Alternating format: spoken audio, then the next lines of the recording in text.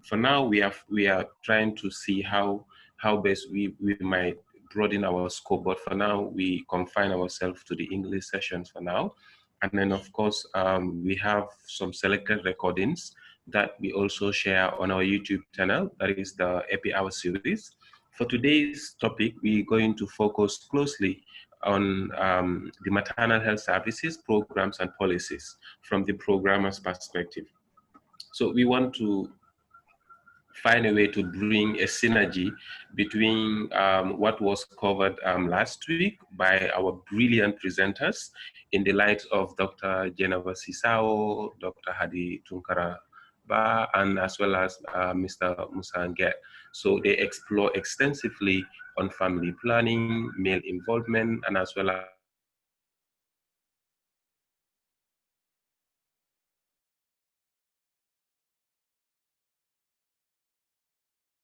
on the policy dimensions, and of course we would also look into few other nitty-gritties surrounding that. So that's your weekly webinar, and then of course it comes on your way every Friday, and we have the videos and all of that. So we will just go straight. That's the AP Hour team, and all of that's myself. We have Sheikh Marsila, we have Babu Karlum, Musanget, we have Sarah Tangak, and as well as Fatu Jeng.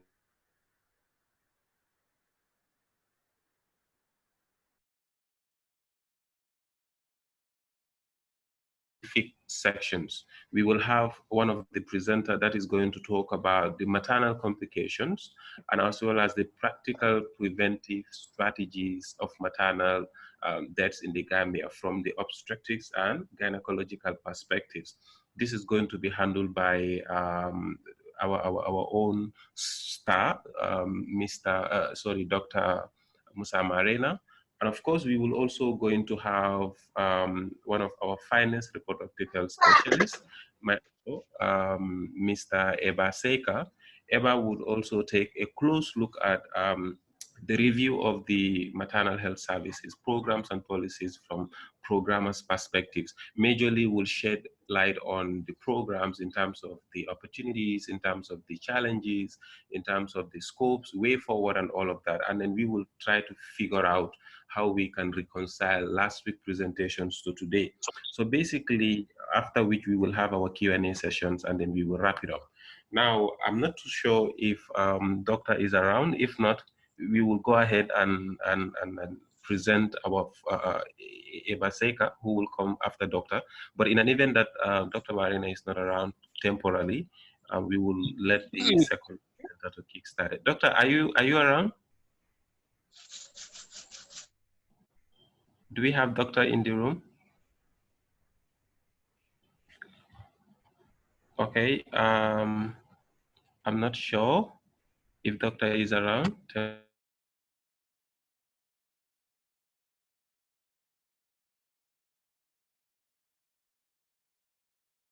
House, I will go ahead and then introduce him. Meanwhile, we will try to reach out to Doctor to come into the second phase, right? So let's go straight into Mr. Seka. That is going to be the second presenter. And yeah, so traditionally, we always take this opportunity to introduce our presenter for every session. So I am tasked to do that, to officially introduce our presenter in the name of Eba Seka. And you could see through the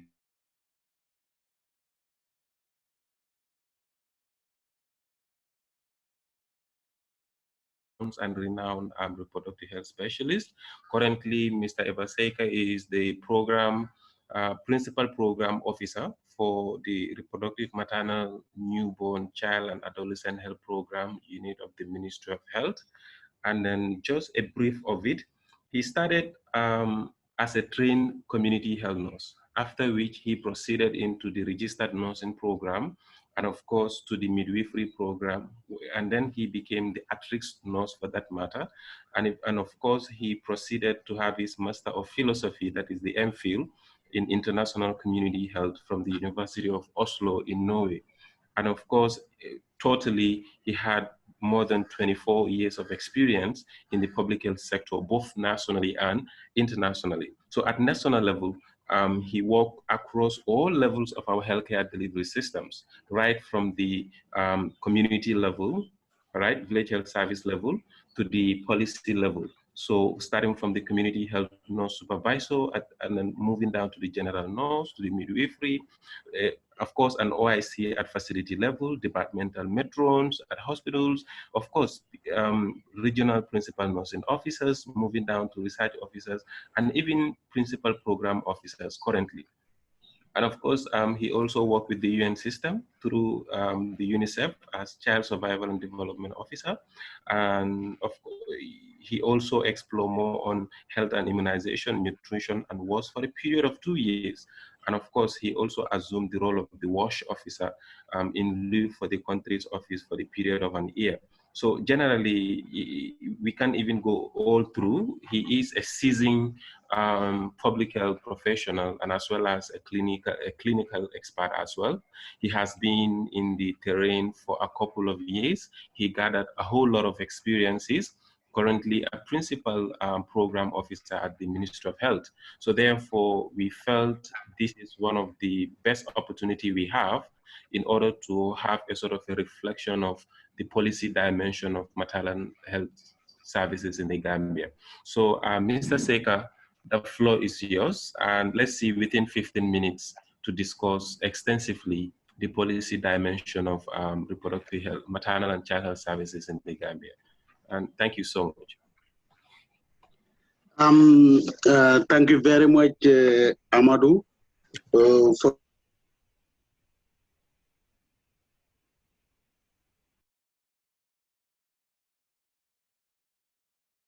my heart. And my respect and regard to my program manager, whom I'm supposed to do this program with. Unfortunately, I didn't see him on board yet. Perhaps he might be busy. You know, normally he's on calls. Yeah. Now, perhaps he may be actually busy.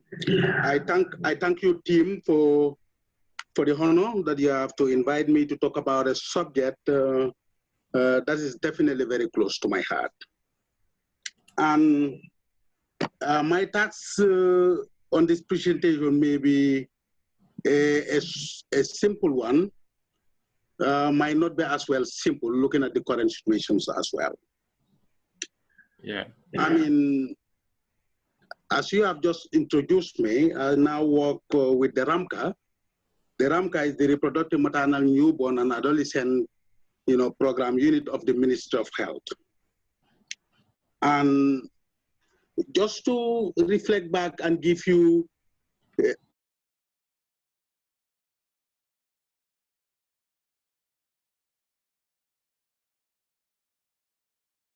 1975, when it was referred to as Maternal and Child Health Unit / Family Planning.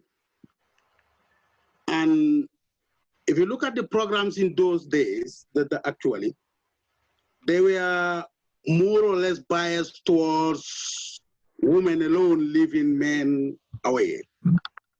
But if you recall a little bit, like in 1994, following the International Conference on Population and Development in Cairo, the thinking towards reproductive health and maternal and child health shifted a little bit, involving men more.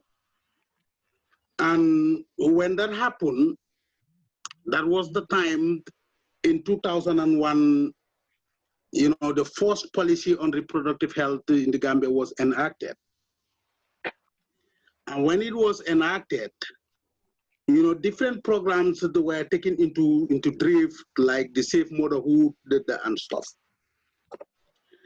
But now, before getting into that, the prime mandate of this very unit that is under the Ministry of Health is very encompassing. And if you like, I may talk emphatically to say the Gambian health system rides on the back of maternal and child health. So the strategy is taken in the form of the primary healthcare system, but the main core of the health system is the mother and the child. That's why if you look at the mandates in the RMNK, previously called RCH, were into improving family planning, were into improving maternal and newborn health, were into improving child health, adolescent, youth, and sexual and reproductive health. We are also into improving the prevention and treatment of HIV as well, if you like. The prevention and treatment of reproductive health cancers. You know, the reproductive health cancers are silent killers, which sometimes the people don't even bother much about because how it happened. Like, look at the cervical cancers, the breast cancers. We are into all that. And we are into also the gender disparity and the male involvement. You know, that's a very crucial thing that people should definitely explore and encourage. The evidence told us very widely that when men are involved, the 3 delays that are involved in for a woman to die are positively influenced. That is delay in taking decision. That's the money, and the third is delay. Delay in taking decision to seek care, delay in accessing healthcare, and delay in receiving healthcare. All are influenced when male are involved. So reproductive health now, it means it calls for more shared reproductive health responsibilities, rather than seeing it to be only a domain of women. But if we look at also our responsibilities, we are not oblivious also of the people that are marginalized, that are the differentially able. The differentially able, they also need reproductive health services. But most of the time, the people are oblivious about them, and they need to also be on board. The reproductive health commodity security, which looks into the commodities that gets into family planning.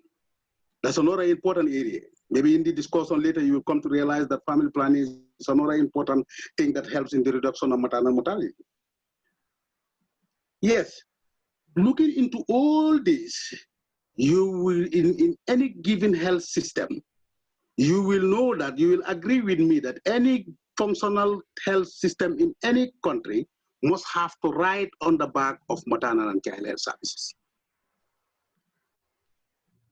So the commitment and the political commitment that is involved led to a point that the unit now transformed from the MCH, which was narrower and looking into women as a domain, to a more comprehensive one that brings the adolescent, the men all at board, you know, leading to that long nomenclature they call RAMCA,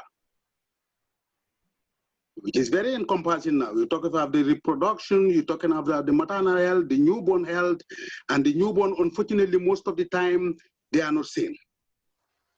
And that's why, if you read the literatures, the newborn death all over the world rise.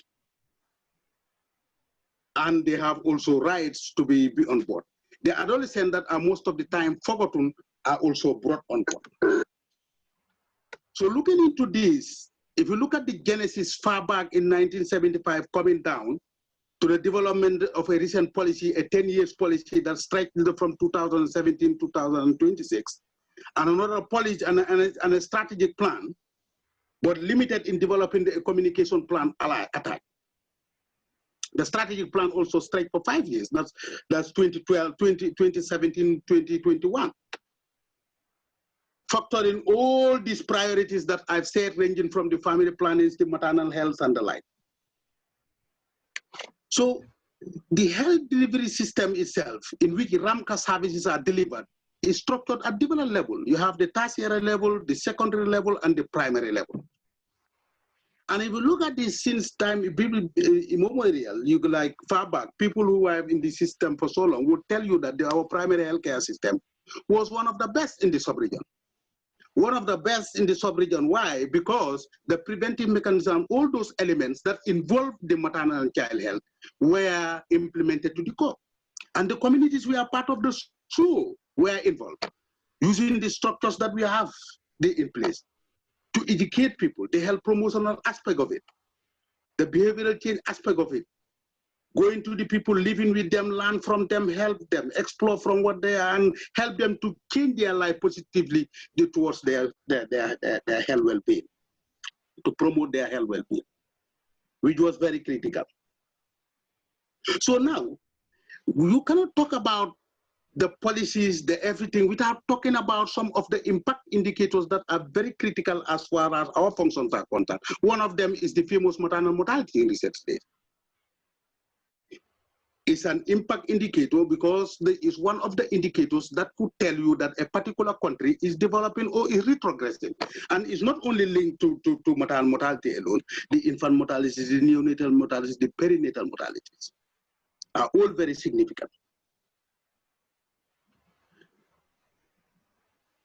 As far as the policies are concerned, that means we have a policy that is in place running for 10 years. We have a strategy that is helping us to implement and respond to that policy.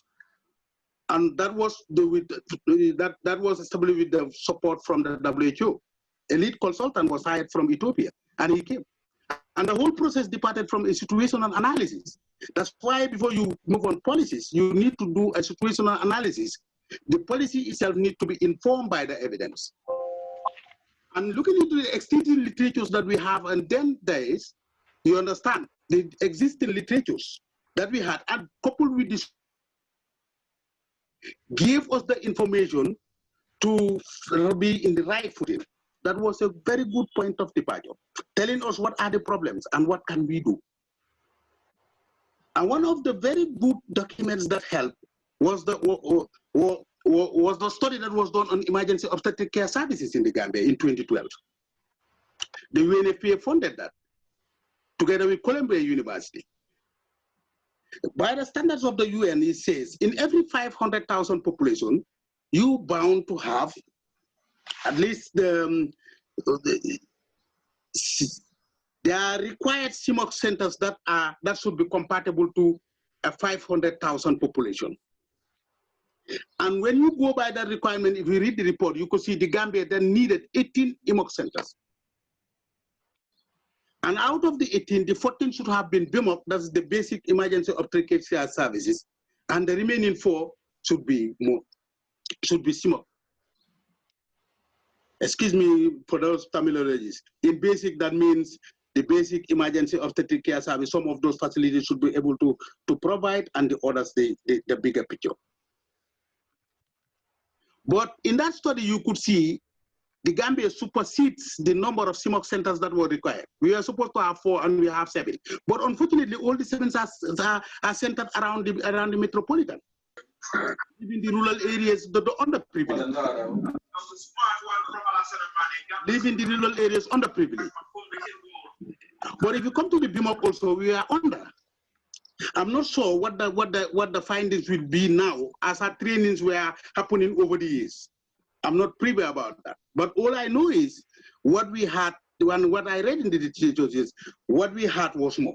I'm sure another evaluation will come to tell us what.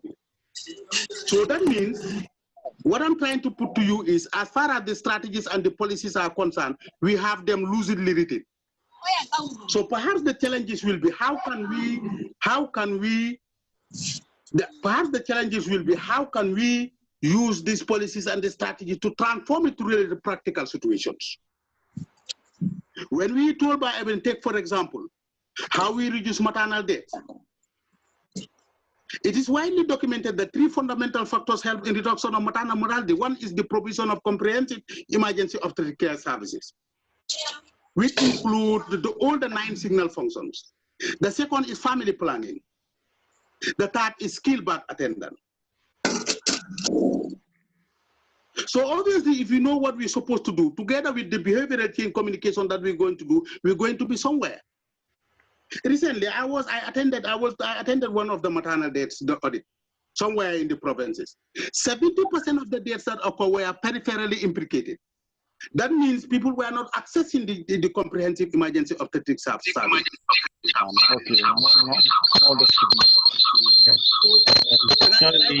I continue? It seems that there is some interruption. Yes, sorry about that. The whole, Lisa, can you mute all the, yes, sorry about that, go ahead. Can I continue talking? Am I flowing? Yes, you are. Yeah, okay. What I'm trying to tell you is that the documents are there telling us what we need to do. What we need is the policies, the strategies, the evidence to dictate practice. So that means the cognitive aspect, the psychomotor aspect is there. But the affective domain, that is what is remaining. That means we need to get somewhere to be part of us. In that quest, after that study, UNFPA funded a lot of money to revive, to some sort of upgrade Kuntawur Health Center to be able to provide comprehensive emergency obstetric services. But in so doing, you need the human resource in place. You need the equipment in place. Those going there, you need to motivate them to stay there. Take, for example, if you want to take an OBYNG to Kuntawur, when you have the possibility of working at AFTH and working also in the private sector to be paid $1,000, many thousands of dollars within a short period by performing 2-3 C-sections.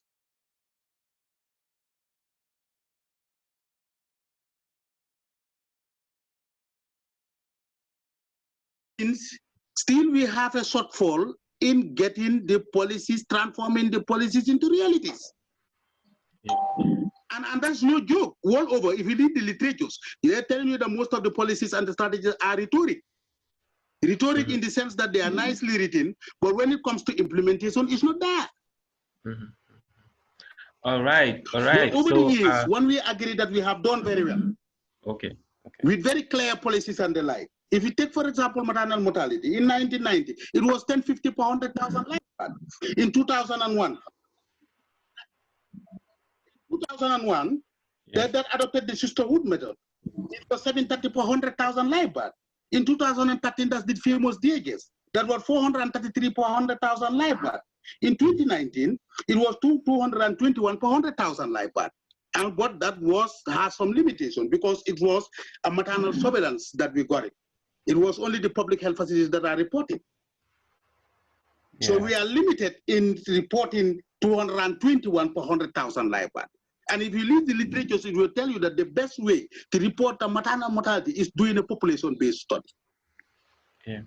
You must have to do a population-based study to understand. Why don't you apport a system called a sisterhood method, or you do another like the DHS? Now we're waiting for the 2019 DHS, what is going to tell us.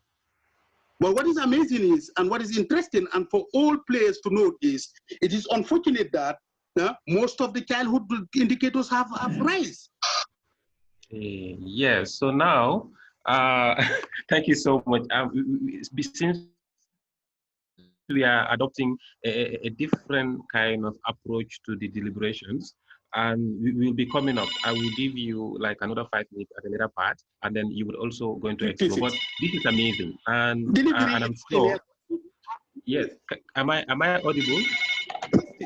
Can the host mute all those ones? Yeah, there are some other. Yes, so like I was saying, Mr. Seika, this is amazing. And then you've taken a sort of the revolution, how everything got evolved right from 1970s to date. And of course, you really touch one of the most, the landmark. It's one of the most successful re-emergence of reproductive health. That is the ICT 1994. And then that was amazing. And then you've also mentioned about gender inequalities and male involvement. And these are evidence-based literatures that really spell these things out to be incorporated. And of course, the maternal mortality ratios and as well as the AMOC services. This is amazing. And we will come back. I will just give the floor to Dr. Marina. He equally step in. And then later we will proceed with one or two things that you may also want to, before we allow our audience to come in. And I'm personally very much I'm touched when the issue of 221 per 100,000 live birth for 2019 was mentioned.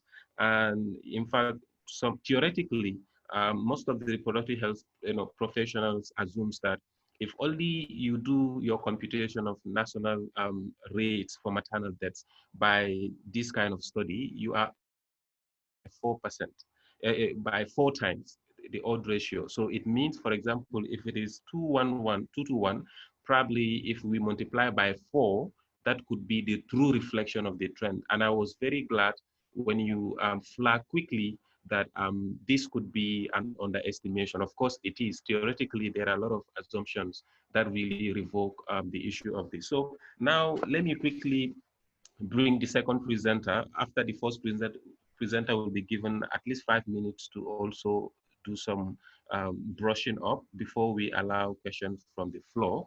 Now, quickly to Dr. Marena, I just saw him, he came in now. So quickly, uh, yes, that is Dr. Marena. Doctor is an obstetrician, gynecologist, and of course, a fertility specialist. And he's our homegrown medical experts, you know. This is our pride, you know, to train our own experts and to serve us. He is more or less like a household name now. You've realized that every other platform, Doctor is always there. And then anytime he speaks, he moves mountains. And I'm personally inspired, and I'm still looking forward to meet him in person. And then he is among those few people that we are looking up for. And then we just want to say thank you, Doctor. And currently, he's the program manager for the reproductive, maternal, newborn, child, and adolescent health program of the ministry. And of course, he's equally a colleague with me, myself, lecturer at the University of the Gambia. Now, Doctor, we just quickly want you to have at least, let's say, 10 to 15 minutes quickly to generally try to explore on maternal complications and then practical preventive strategies, of course, for maternal deaths in the Gambia, from your special.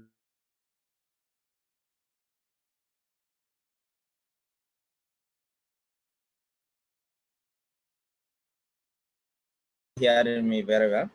Yes, we can. Yeah, thank you very much.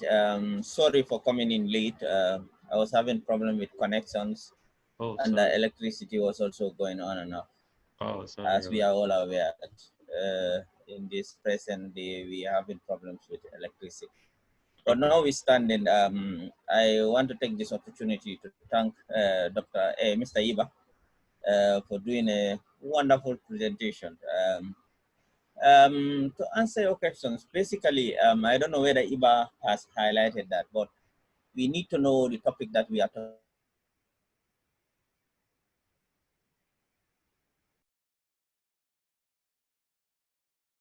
Any death that occurs during the period of pregnancy, labor, or within 6 weeks of delivery.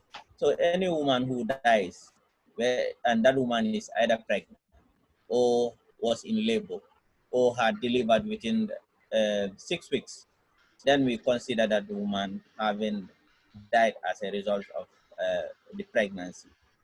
But the causes could be classified into three main ones: the direct and indirect, and we have what we call fictitious.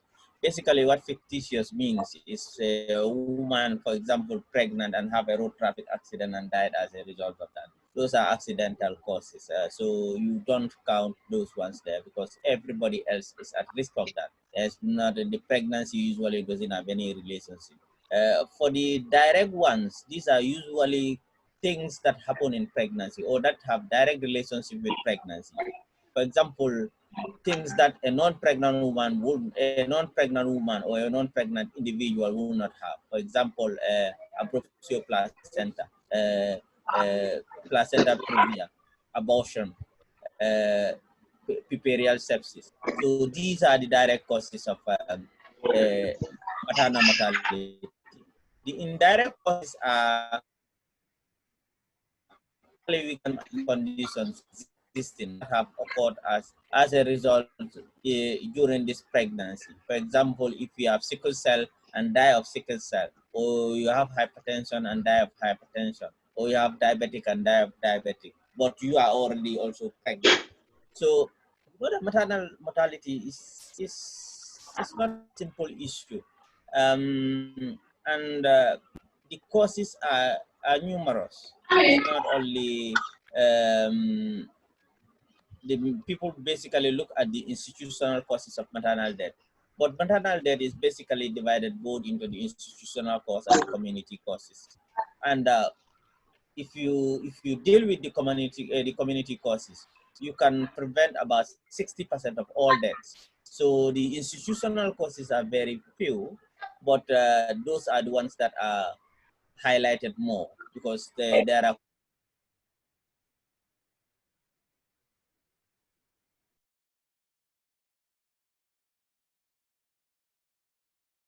usually trade a part through that. But basically what happens is, along that route, there are also exit routes. These include educations, because people who have been educated, one, they will be empowered. Secondly, they will be aware.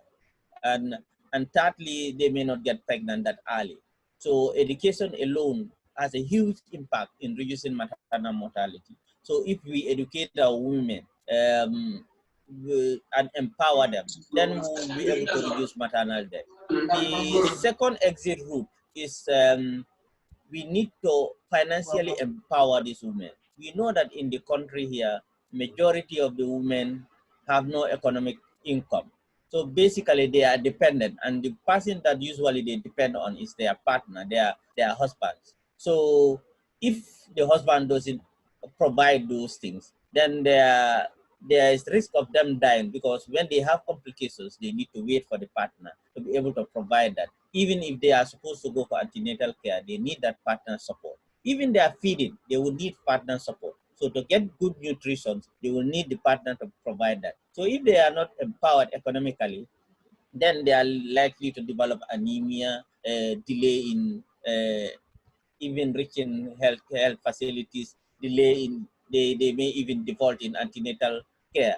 And the other aspect, or the main aspect Iba has highlighted, is the male involvement, because we know that male are usually the decision makers, and they provide the economic aspect of it.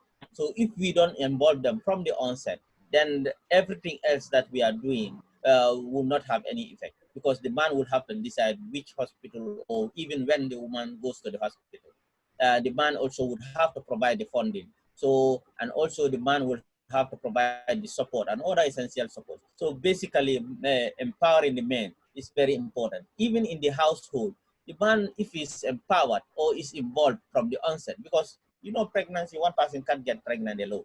You need a partner, and the opposite sex is the partner. So in the household, even when the woman gets pregnant, the man should be aware. And when the man is aware, he can be involved and even encourage the woman to go for antenatal care, encourage the woman to take her prenatal medications, and even provide the necessary funding for the woman to be able to do the basic investigations, including ultrasound and birth. So if we don't involve the men, then the decision making, there will be delay, and also provisions of resources. The other aspect is contraceptive, because we know that in this country we have a high unmet needs. People who don't want to get pregnant, but doesn't have access. The access could be religious accessibility, or economic accessibility, or even social accessibility. But fortunately for Gambia, most of the family planning commodities are free. So when it comes to the economic accessibility in the provision of the family planning is virtually non-existent. But basically, the economic aspect, you can think of the woman leaving her home to get to the nearest facility. Unfortunately, most of these facilities are found within the community. So that aspect is being dealt with. But the biggest aspect is the social aspect and the religious aspect. So unless we deal with those ones, then the unmet needs will always be high. And the third aspect, the fourth aspect basically is the provision of essential obstetric care. I think Iba might have highlighted some of these things. We have facilities in this country that are at the primary level. They provide the basic obstetric care, which means basically, in essence, they are providing the essential antenatal care. They provide in the country. We are doing what we call the positive pregnancy experience, because we want these women, when they come for antenatal care, they have a positive impact, and they have positivity towards their antenatal care, which means that the contact should be beneficial to the patient herself. So they come 8 times if they don't have any complications. If they have complications or high risk factors, then they may come more frequent than the 8 times. And in each of these visits, there are things that are usually done for them. And most of the time, these women, they will come very late, or they will book for this care very late. Already 6 months have gone, you've not gone for antenatal care. There are things that should be done in that 6 months. For example, if your hemoglobin is low, you could be given supplement or even correct the low hemoglobin level. But if you book very late, then you will not benefit from some of those things. You might have had malaria infestation, or you might have had sickle cell or other diseases which not be identified earlier. So you are at risk of complications. And we should also be aware that for every pregnant woman, the risk of having a complications is partially, everybody is at risk. And when you develop that complications, you cannot determine it. And you cannot even prevent that, some of those complications. So in essence, a woman can develop complications at any time. In realizing that, the government try to provide a comprehensive obstetric care. When we say comprehensive obstetric care, basically what we mean is provisions of operations, including cesarean section, provisions of blood transfusion facilities. So in addition to the basic obstetric care. So when complications arises, these are facilities that can provide surgery when the need arises. So, but like Iba highlighted, the main issue we have is provision of the material resources and as well as the human resources. Like he cited the example of Puntauru and even Fajikunda, which have already been opened, and SL, they've been opened, but the problem from time to time is human resources. You have a doctor who there, sometimes you don't have an anesthetic. You have an anesthetic, you don't have a scrub nurse. And sometimes some of the facilities, some of the essential commodities are not provided, because we all know in this country, maternal care is free. Anything that is free, it has to be quality. The standard should be there, because we say there's no free lunch. Somebody else is paying for it. So whoever is paying for it, is he paying what he's supposed to pay for it? So those are some of the issues that. So if you look at this, 6 components of them, about 4 of them are community. Only 2 are facility based. So basically, that would be my introduction to the issue of maternal. Thank you so much. Yeah. Thank you so much. Thank you so much, Doctor. And that's really an elaborate and of course an insightful deliberation. And it even kind of ignite another question on that. But probably I can just flag the question, or probably an opinion. This is just a recent study by Barrow et al. And of course with some colleagues with respect to utilization of postnatal care. And then one of the striking findings we saw in this particular research is that we noticed that as the woman age increases, right, and then their utilization of government facilities reduces. And we've also noticed that in that study, in terms of variations of utilization between the rural and the urban, and the study have shown that rural people utilize healthcare system more, I mean government facilities more than that of the urban facilities. Probably there could be a lot of factors that can explain this particular finding, but then we will hold on to that. In your second version of the, maybe 45 minutes before we allow question and answers, you can quickly react to that part of this particular research. It's a Gambian data, and then it was a very interesting study actually. Now, I quickly want to go back to Mr. Seka. And Mr. Seka, are you with us? Eba? Yes, Amadou, I'm around. Oh, excellent. Yes, so you've touched a very important, this is going to be the last 5 minutes before we allow Q&A, the question and answer sessions. And in your deliberations, you mentioned about the policy issues, and at some point, the issue of well-design was highlighted, and then but in implementing them became another, which naturally calls for, that means there is a gap between what we expected or what we draw and the realities, that is the local context of it. And similar lessons were learned from during the Babangida's time in Nigeria, when he came up with the SAP project, the Structural Adjustment Program in 1986, even though the intention of that policy was actually to kind of strengthen the domestic industries in Nigeria, but only to attract more foreign investment, and they dominated the local industries more. And then policy that is typically an example of a latent consequences, that is the unintended consequences of a policy. Now, my question is, well, you can still explore this particular question as you also have your 5 minutes to clear up. My question is, do you think there could be some policy design, but at the end of the day, the intention of the policy wasn't a true reflection of what we wanted? For example, the issue of free maternal health care. And I want us to see whether free maternal health care did not compromise quality, putting into consideration a recent study that we've just made, and then the utilization of healthcare was highlighted, and then poor people utilize more of the government facility and in terms of age of the women, younger people also utilize more. So we don't know whether there could be some hidden cost in our maternal health care system, even though we still seemingly pronounce it as free maternal health care, but is it absolutely very free? And any other reaction you may have before we start reading questions in the chat series. Yeah, I'll first to start to tell you that there is nothing free. Whatever you consider free, the cost is incurred somewhere, somehow. So there is no free maternal health services. It could be rhetorically free, but in the actual sense it's made. And there are some studies in the Gambia that can prove to that. The out-of-pocket expenditure is definitely very high when it comes to health.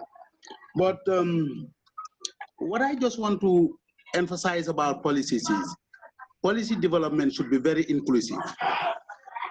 And it shouldn't be something that is top-down approach, but rather a bottom-top approach. Get the feeling of the people to reflect it in the writings, lucidly. And together with them, you implement it. Then you get what you want, but not necessarily seeing what is the very cosmetic to take it to the people. There are guidelines that are telling us very clearly how the health system should be built. It's just like building a house. That's why you hear the common 6 building blocks. And the 6 building blocks, they involve the health service delivery, an effective health workforce. The health information system also need to be there. We need the data and the information. The financing, you need to invest on maternal health. The Abuja Declaration talked about the 15%. And what percentage are we? Let's think about that. Access to medicine, we need quality medicine, vaccines as well. Medical technologies. And also finally the leadership and the governance. Every health policy must have to look into these 6 building blocks. They are very critical. If the health delivery system, if the service delivery is not okay, the service delivery will involve the BMOC and the CMOC, famous CMOC that we are talking about. Initially, if you look at reflects on the policies, there are more of prevention. But now we are into prevention, both prevention and curative. If you look at then days, we used to have what we call the TBA, the traditional birth attendants. Now they are changed to community birth companionship. Is the evidence that tell us that? Is the complication that are killing the mothers? And 15.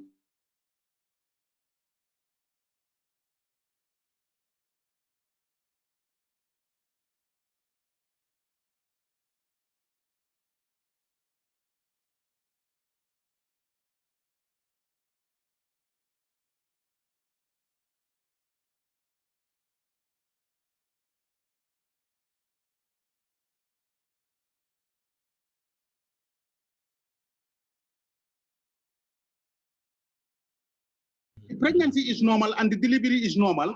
Even a toddler can conduct a delivery. It will come right away. All the diameters are normal, the presenting part is on place, everything, it comes out. But what is killing that woman is that woman who have that big head of the baby cannot fit in the pelvic and need to be safe. That woman that delivered and is bleeding beyond expectations. Like if you deliver, you expect to bleed 500 minutes. And you happen to be bleeding 2,000 plus.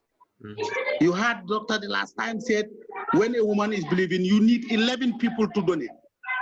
How many of the people are there ready to donate? So we need to look at the issue in total by looking in the policies, the good opportunity. Yeah. Okay. Yes, that is well noted, and it seems the connection is not very fine at that end. All right, so that is fine, and I think Mr. Seka definitely did justice to that, and the comments were also well noted. Now, quickly, I want to flip back to Dr. Marina. Dr. Marina, probably you just have, let's say, 2-3 minutes to probably, if you want to react to my initial assumption based on the findings, or generally just 2 minutes before we quickly start doing the Q&A session. Yeah, thank you. I read that study, but we also need to put it in perspective.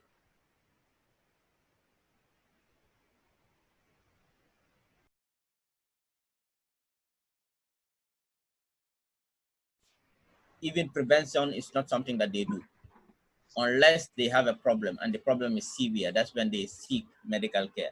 And usually, if you look at the trend at which they seek, they usually have what we call the self-medication. The issue of the traditional healers, and that aspect of it is also very important in this country, because the traditional healers, yes, WHO recommend that they should be part of the usual healthcare delivery system. Or if you look at how they are operating in the Gambia, it's a different ball game, because basically they are advertising themselves that they can treat this, they can treat this, they can treat this.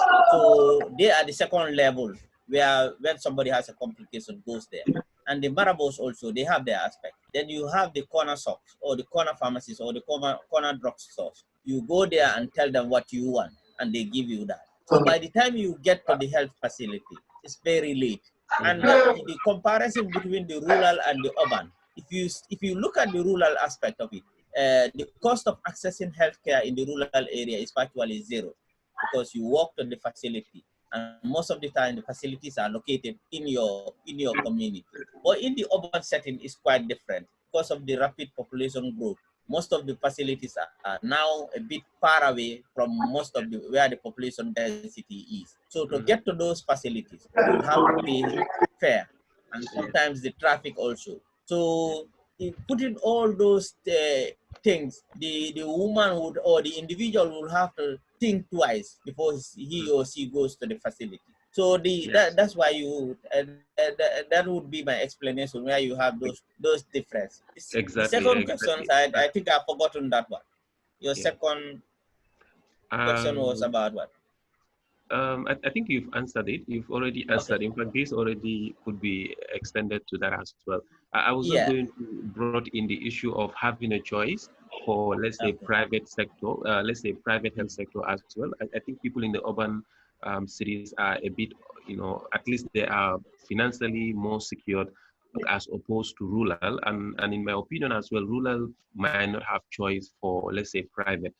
I think private institutions are mostly within urban centers. So it seems when people start getting the little, financial stability that they need, they tend to shift their focus into private. So I think that could also be captured from the policy. And in fact, it could be a gap that probably when we are to design, when this particular current policy phase out, the new one could also look into how those equity indicators can be improved upon. In fact, Ibrahim Barrow from Umeå in Sweden, he just flagged a question with respect to that. He's asking as to what would you say are the main reason for policy implementation gaps?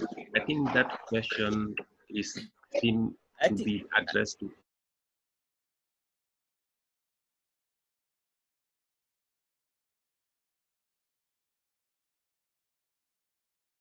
Policies, and sometimes how they are set up there, you can query them. But the main thing is, you see, when it comes to healthcare, it's financing. If you are not putting in money where your mouth is, then you don't get the outcome. Because if you look at our last budget, when it comes to healthcare, the allocation was 7.7%, and the Abuja declaration, the minimum should be 15%. So the deficit of about 6%, where is that one going to come from? And we know that of recent, the population growth in Gambia is high. The fertility rate, and maybe Iba has mentioned it, every Gambian is expected to have about 6 kids in 2013. But as of now, it's just 4.6. The new DHS is not yet out, but it's about, we can say, still 5 kids. So you imagine, yesterday I was on duty, and you can imagine receiving 8 patients at the same time, and all of them would need operation. So you would have to decide which one to you take, and obviously there will be delay. And you know that the electricity supply these days is also affecting water supply. So the issues are huge. So so unless we invest, and every sector in this country, we need to assess the Gambia holistically. We don't have to assume that other sectors are doing well. The health sector is doing is at the same rate as agricultural sector. It's at the same rate as financial sector. It's at the same rate as educational sector. Unless we develop all these sectors, because even accessibility, roads, as of now in Gambia, there's no road. Even the airport route, there is a place which is almost about to be cut because of the water, the erosion. So we don't even have any road in this country. So the accessibility roads are also important. Agriculture, feeding, the price of food. Food is very expensive. I think it's a very 6 complex. months, our kids have not gone to school. So it's a very complex issue. Unless we invest in each of these sectors, we will not assume that healthcare sector is on its own in an ideal environment, that everything needs to be perfect in the health sector. It cannot be, and it would not be if other sectors are lacking behind. That's true. That's true. And one of my favorite professors will say, we shall continue to live in the shadow of our dreams if only we don't still take the mantle of leadership in redefining the current status quo. And I agree with you, Doctor. That's very true. And it's a very complicated issue, and every single part of it. Now, quickly, this question is going out to Mr. Seka. Mr. Seka, Ibrahim is asking us to okay, that's for, directly is for Dr. Barry anyway. What are the equity indicators of maternal mortality in the Gambia, and then in terms of socioeconomic status for women, if it is being affected most? Now, to simplify the question, he's asking us to who are the mostly affected in terms of the cases that you normally see at the hospital, and then in terms of their economic status, are they really poor people, moderately, perhaps rich people? I think that's a very good question, actually. Yes. The famous Professor Mahmoud Fatala would say women are dying during pregnancy and childbirth, not only because of difficult conditions to manage, but women are dying because the society in which they live did not see it fit to invest what is needed to save their lives. Just to quote, there are many contributing factors. Causes of maternal death are similar around the world, but factors contributing to maternal mortality are different around the world. Like in the Gambia, take for example, like the surveillance of 2019, which we conducted, RAMCA, among the 137 deaths that we studied, the most death came from those with high parity. And Dr. Marina just alluded to that. It's just like a balloon. The more you blow the balloon, the lighter the structure. And the more tendency it is to burst. And if you look at the direct causes of maternal mortality, one of them is hemorrhage, account for 36% of maternal deaths. But if you look in the Gambia, it's still now trying to shift into hypertensive disorders. You understand? But still the hemorrhages. If you combine the antepartum and the postpartum hemorrhages, you will still get to that proportion. You understand? So family planning in this aspect for me is key. And the contraceptive prevalence rate is very low. It was 8.1% If you add the traditional 9.1 with the DHS 2013, the DHS 2019 reported 17.1. Yeah, you understand? But the unmet need is also very high. It's about 24%. But if you look at the demand, it has increased from 33 to 40 something percent. Yeah. The demand is high. People are not getting it. And family planning has been documented, widely documented, to have contributed substantially to the reduction of maternal mortality. That's true. That's true. We concentrate on the issues. If the woman is bleeding is para 5, you understand, for example, gravid 6, para 5 plus 3, whatsoever, you ready, you cancel the woman, the husband will say, no, it's not going to happen. Yeah. Those even practicing the family planning hide their cats. They didn't to hold the cat and get to the health facility to talk. And the healthcare workers are overwhelmed. They don't stay long. A missed opportunity study published by Samuel Anya, Dr. Abba Hydra, and others have shown that the limited time that the healthcare workers stay with the service for the client is about 3 minutes. You're wondering what can you do within 3 minutes to care for a woman? We're talking about quality ANC services. So there are many factors that are, and many socio-economic factors. A published study in the Biomed 2005. That was the maternal mortality study done by Dr. Cham. It is one of the most widely read papers since 2005 in the Biomed. So on the estimation of the severity of the problem was one of the issues that led to the deaths of those women. Just on the estimation of the severity. People and some socio-cultural factors like not ready to donate blood. You understand? So those issues we need to break into those issues by getting to the people and let them understand. And the healthcare workers must have to create that interaction, community engagement, community to talk to them. We need to talk to them. And the community need to be part of the show. And things shouldn't be bottom top. It shouldn't be top down, as Paulo Freire puts it. It cannot be top down approach, but rather bottom top with the involvement of the people. People need to be part of the planning. People need to be part of the show. They should own the programs, and we support. I think I just to wrap up very soon because of the time, and you've already addressed one of the questions raised by Sang Fatima. And before reading Sang's own, even though it's already answered, this was from Momat. Momat is saying, he's thanking both Dr. Marina and Eba yourself for highlighting the strategic partnership. Every stakeholder needs to participate and assume accountability.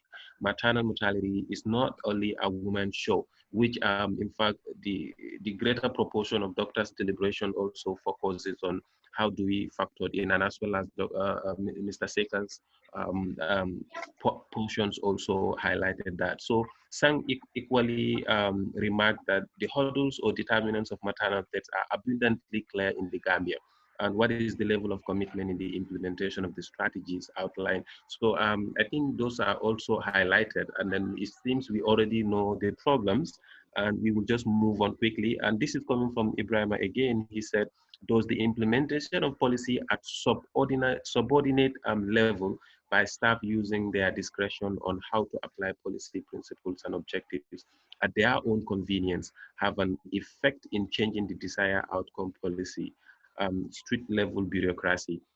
Of course, the answer here is yes, except if we want them to react. Would any one of you want to react quickly? But I know for this, it's obviously yes. If when decisions are being, yes, go ahead. Or let me proceed. Yes, because obviously when policies are drawn, and then decisions should be based on what is already been documented, not in intuition, personal driven. So obviously that is going to be a problem. Perhaps what one of the limitations. Perhaps one of the limitations is some sort of having the opportunity to evaluate our policies midway, trying to see what impact have we gained before you can get further.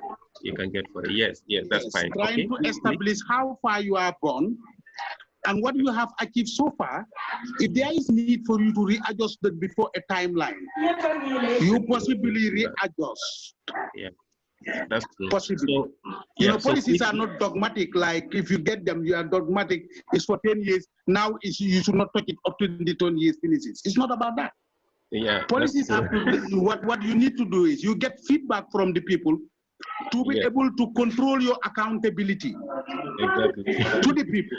Yeah, in that's line true. So with now, the program objectives and stuff. and the stuff, yes, yes. So now, this particular question is going out to Doctor quickly. The person, personally, I'm not in support of it anyway. But Sam Fatima is saying draconian measures such as mandatory blood donation from male partners should be enforced to guarantee blood supply when the need arises. Doctor, would you mind to react to that? You know, sometimes when issues arise, people always think of the extreme. Yeah. But you know, in a democracy, they say it is the best was, I don't know, best was something, or all the governance. But Yeah. basically, what I always say, like Iba mentioned, it has to be from the grassroots. These are easy things that people can do. To donate blood is very easy. We can do it community by community, street by street. The young people in that street or within that area should be able to know their own blood group.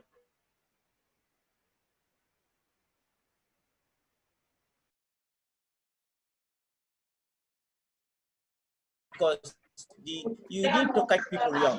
The old people is very difficult to change their mindset and to help them. But if you want to have a long-lasting change, you start as early as possible. All this male involvement, empowering of women, education, we need to start young. So we need to involve the young people that they need to know more about maternal health. And how do they do that? They need to participate. It's not only about activism, going out, marching in the street, but you need to march in your community or even in your household. How many of us in our household there would be a pregnant woman? How many of us, if you ever asked a woman, have you even gone for health antenatal care? How many of them even? How many of us have even volunteered to donate blood? So we need to start that community activism within our community. Each and every young person should know your own blood group. Each and every young person should participate.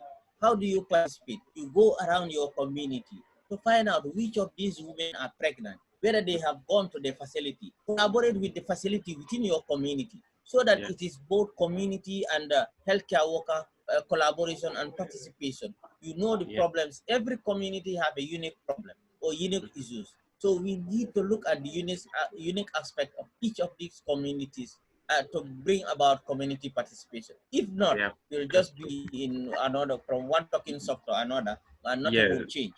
Thank you so much. And Zaka equally raised similar question, but you've already flagged it in your attempt, Doctor. It was going to ask about the religious and the cultural factors, linking, which you've addressed. And then Mohammed said, of course, policies are live document, and then we have to make them work, and it must be supported by implementable strategy documents, among others.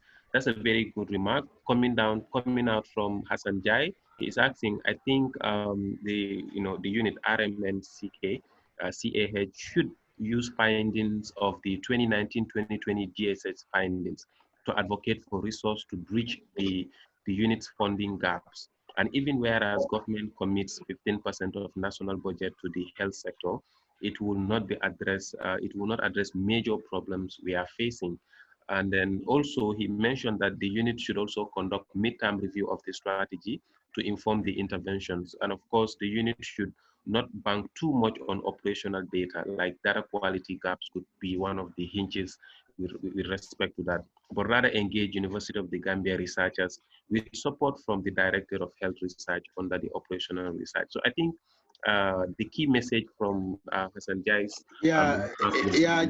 Just want to pick it up here, Amadou. Exactly. Thanks, Hassan, for that insight. Actually, the unit is not oblivious about that. Recently, we got funding from Wahoo. There is an initiative called the Kabul Obama, and the Kabul Obama initiative was piloted in Kiang. And the evidence shows that the great impact of the program around that area. improvement of ANC services, the booking in early trimester, improve referral and management of complications, and even eventually reduction of maternal mortality. And we are not taken by surprise. If you even look at in history, you know, maternal deaths are limited around the Kians because of the interventions of the Warraven and others. So now we thought of scaling up. We getting additional funding to scale up such an initiative to the CRR North, because CRR North is one of the areas with very challenging health indicators.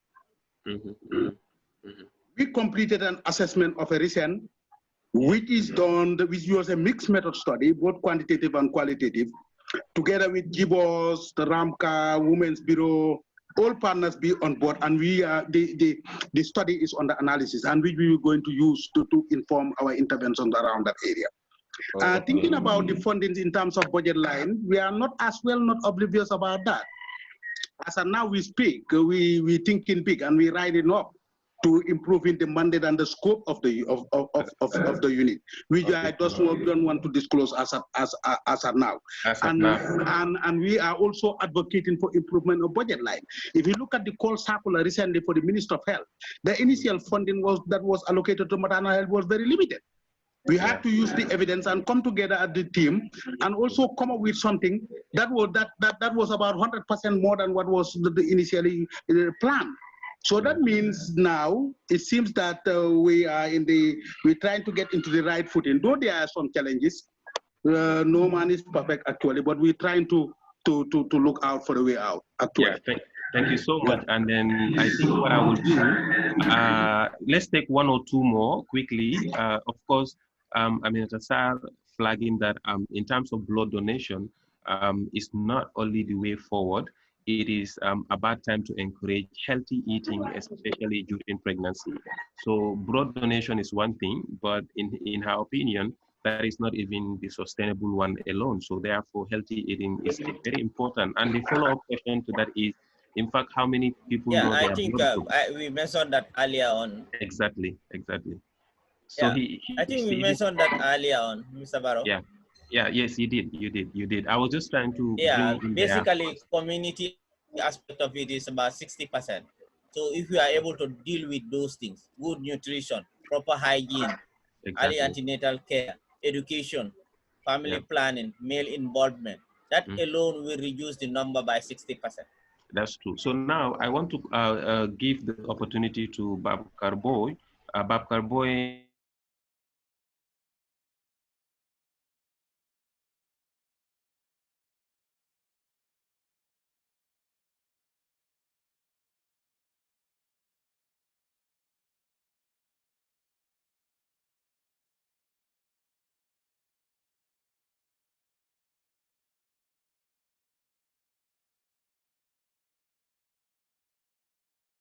for the fact that they are more liberal and they are more open and ready to use the commodities, I think that is an opportunity for the programmers at this point in time.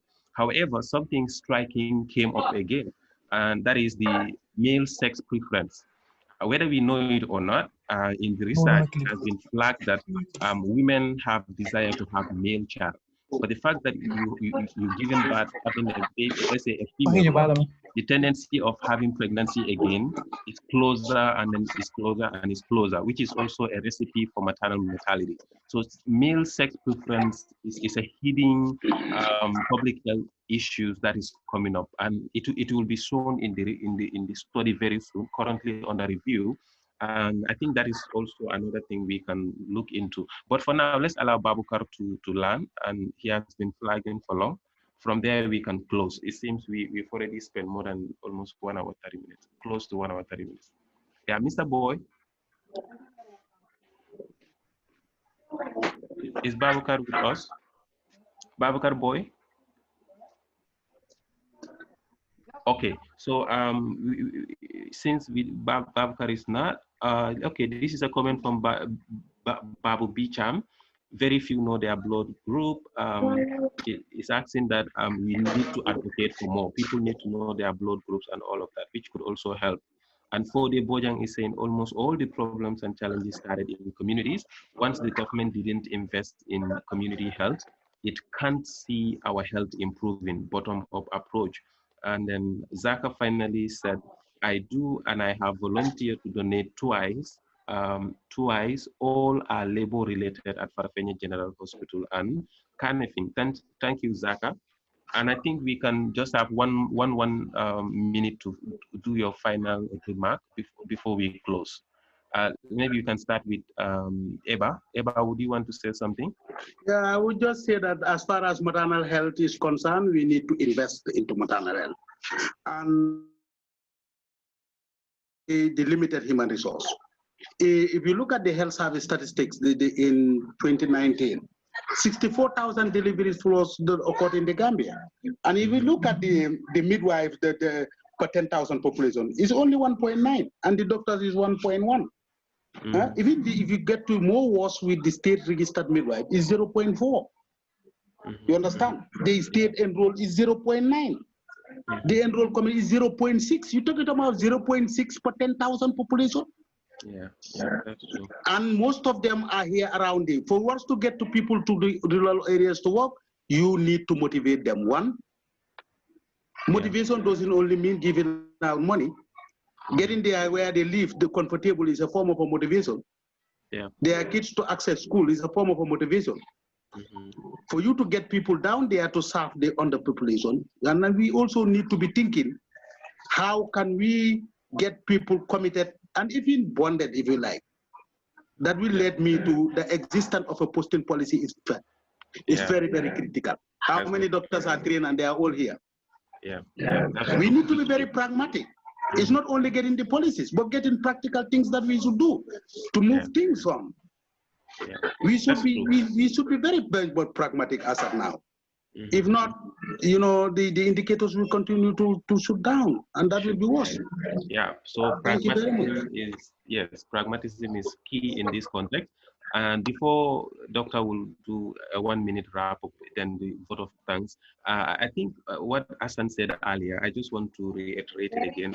There is a need for, let's say, the unit, reproductive health and all of that, to collaborate with, let's say, some of the researchers at the University of the Gambia. And probably there could also be a sort of a platform where Gambian-based studies that can inform policies to be discussed, to be shared, so that it can be consumed. Because if there are researches that we don't consume our own findings, probably we will continue to have gaps, and we will continue to borrow foreign policies into our daily, let's say, implementation stuff. So now, Doctor, let me give you 1 minute before we wrap up the program finally.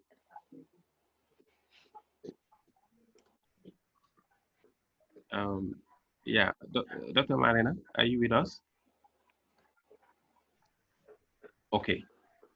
Yeah, if Doctor is not, I think we can go ahead to officially, first of all, we want to appreciate the presenters.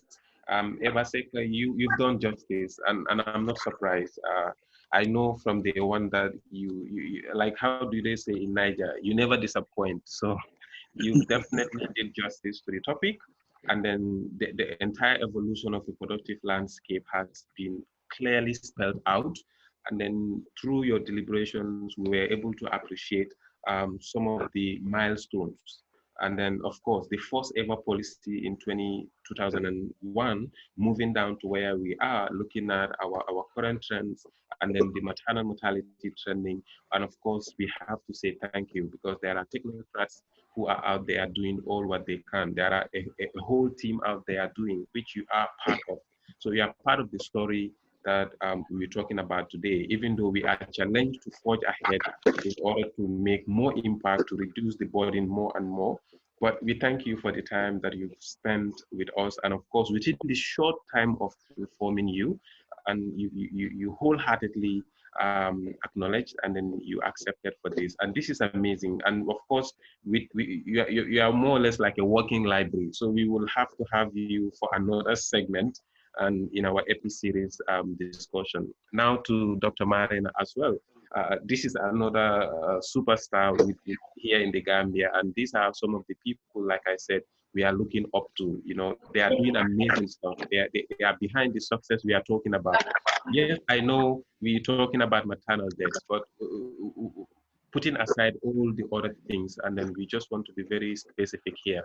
Looking at the previous trend and now, there is a huge improvement, even though we still want to develop more, which I perfectly agree. We have a lot of room for growth, but we also need to look back in order to appreciate our efforts to where we are today. So these are some of the men behind the scene, and they are doing amazing stuff. And we want to say thank you on behalf of the Epidemiology Hour series, myself and the rest of the team. We are all very much appreciative for the time that you've taken. Now, You welcome, Amadou. Thank you very much on behalf of also my PM. I think is away. We are also we are a lot more grateful and honored for the invitation. And you are most welcome to reach us out as technicians. You understand? We're ready to share our experience, and together we make it happen. Yeah, thank you so much. Normally say that if you want to see it happen, you must have to make it happen. So together we can make it happen. Actually, thank you so much. So now to our audience, the beautiful audience out there, we cannot just do anything without you. You've been with us from day one to day. We have to appreciate you, and we must still apologize for the late commencement of today's program due to few technical hinges. But there is always a room for growth. We are looking forward to grow, and we have our email. Please, anytime you feel we need to grow, and then please do not hesitate to share your comments with us, either on our Facebook platforms, our YouTube channel, or even with our email at episeries@gmail.com, because we just want to open up and then we want to grow. We thank our audience once again, and then until we come on your way next week, inshallah, and bye from me. Thank you. Thank you very much. Thank you very much. Bye. Bye.